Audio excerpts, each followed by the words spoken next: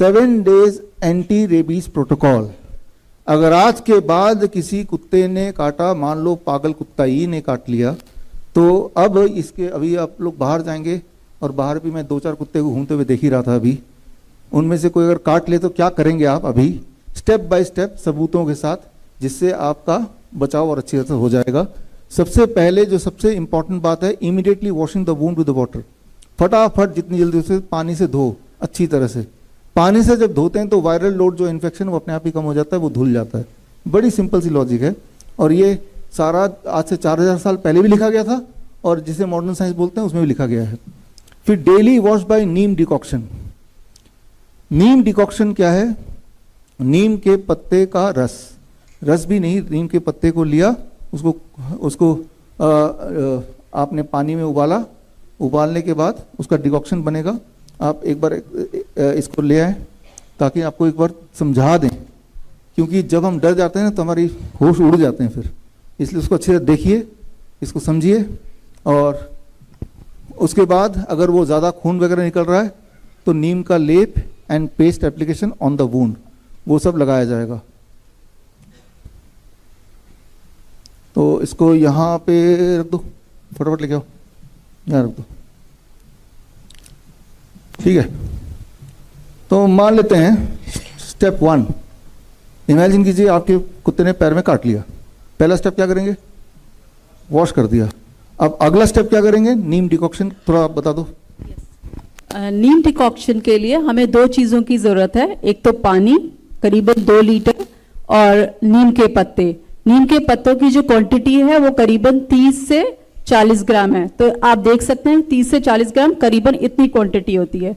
अब आप इसको अच्छे से वॉश कर लें और अब आपने पानी को बॉईल करने के लिए रखना है और बॉईल करते वक्त इनको जो वॉश करा हुआ है इसको अच्छे से क्रश कर लें हाथ से और पानी में उबालने के लिए डाल दें। अब पानी को तब तक उबालें जब तक कि वो 1/4 ना हो जाए। दैट मीन्स कि ये 2 लीटर जो पानी है जिसे आप देख सकते हैं उसको इतना उबालना है कि वो 1/4 हो जाए, यानी कि 500 ml। तो जब आप इतना उबालेंगे तो करीबन कम से कम आपको 10 से 15 मिनट लगेंगे और जब आप डिकॉक्शन लेंगे तो करीबन इतना पानी आपको मिलेगा और यही पानी आपको वहां पे अप्लाई करना है वुंड वॉशिंग के लिए। तो इसका जो टेम्परेचर है वो अप्रॉक्सीमेटली 40 to 42 डिग्री होना चाहिए ताकि वो जो वॉश है वो अच्छे से हो सके। अभी आपने देखा कि ये वार्म वॉश, नीम डिकॉक्शन जब वो गर्म हो, वार्म हो, तब उसको उससे धोना है। दैट इज यहाँ पे स्टेप 1 की बात कर रहे हैं। अब आता है स्टेप 2, नीम का लेप लगाना, नीम का पेस्ट, जहाँ पे घाव है वहाँ पे बर्नॉल या ये आजकल जो लगाते हैं वो ना लगा के जो प्रूवन साइंस है वो नीम का लेप लगाना। लेप कैसे बनाएंगे? नीम लेप के लिए आपको करीबन 20 से 30 ग्राम नीम लीव्स की जरूरत है, जो कि इतनी क्वांटिटी होगी। इस प्लेट में आप देख सकते हैं। अब इसको अच्छे से वॉश करना है आपने और वॉश करके आपने इसको अब ग्राइंड करना है। आप खल में भी कर सकते हैं या फिर मिक्सी में भी कर सकते हैं। और जब आप ग्राइंड करेंगे तो उसमें आपको पानी की जरूरत होगी, तो यानी 1 चम्मच या 2 चम्मच आप बार बार पानी डालते रहें और एक फाइन पेस्ट आपको मिलेगा, जैसे कि ये आपको वुंड में अप्लाई करना है। ये देखिए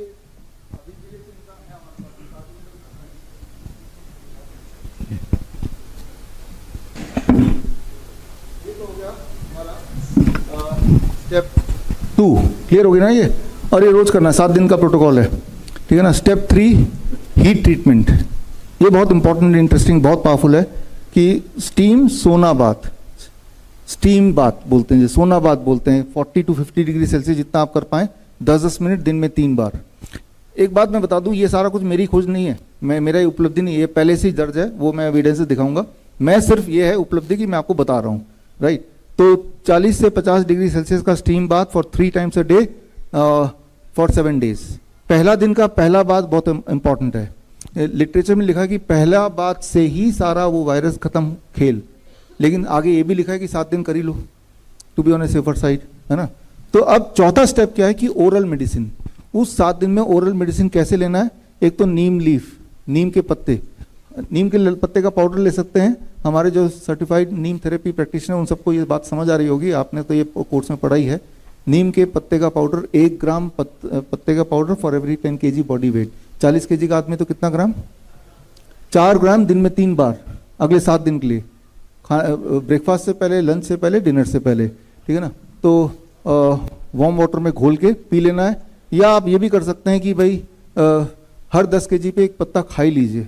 तो यानी कि अगर मेरा वेट 70 kg है तो ऐसे 5-7 पत्ते मैं सुबह भी चबा लूंगा, लंच में भी चबा लूंगा, डिनर में भी चबा लूंगा। पाउडर की भी आवश्यकता नहीं है, पत्ते तो आप हरे वाले खा लीजिए।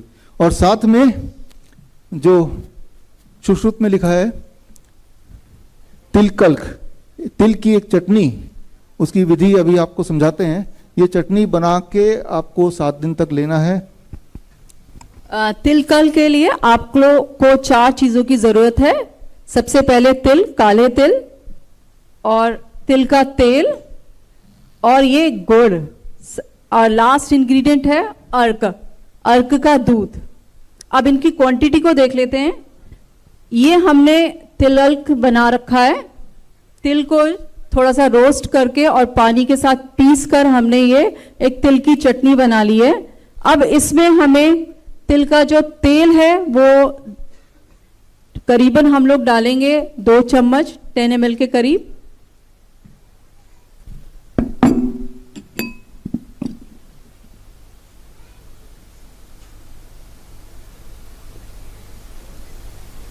और गुड़ जो डालेंगे करीबन 4 ग्राम के करीब। और जो अर्क डालना है वो बहुत कॉशियसली डालना है, बिकॉज ये एक मेडिसिनल का काम करेगी अगर आप डोज सही डालेंगे, अदरवाइज फेटल भी हो सकता है। तो इसकी 1 या मैक्सिमम 2 बूंद से ज्यादा नहीं डालना।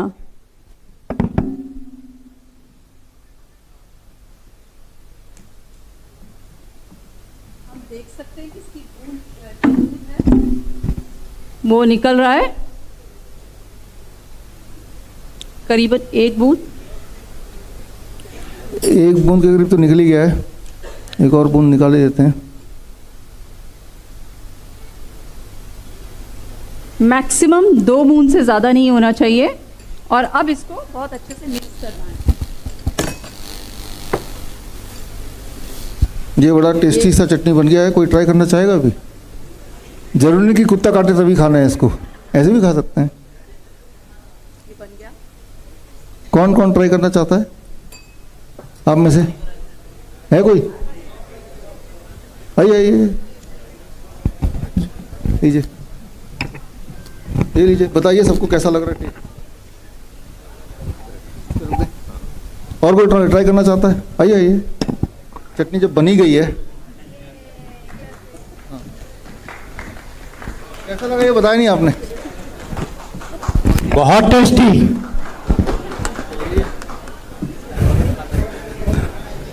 तो इसको ले जाओ। तो यहाँ पे आपने देखा स्टेप 4 में कि क्या आपको करना है, इसकी दवाई कैसे बनानी है, इसके रेफरेंस में आपको देने वाला हूँ। और स्टेप 5 वाटर फास्टिंग, मतलब 3 दिन के लिए खाना पीना बंद, सिर्फ पानी पी के रहना है। और उसके बाद 4 से 7 दिन के लिए फ्रूट्स एंड वेजिटेबल्स पे रहना है। जैसे DIP डाइट माइनस प्लेट 2 हम बोलते हैं, रॉ DIP डाइट जिसे बोलते हैं। CIM के स्टूडेंट्स सारे एविडेंसेस जानते हैं इसके।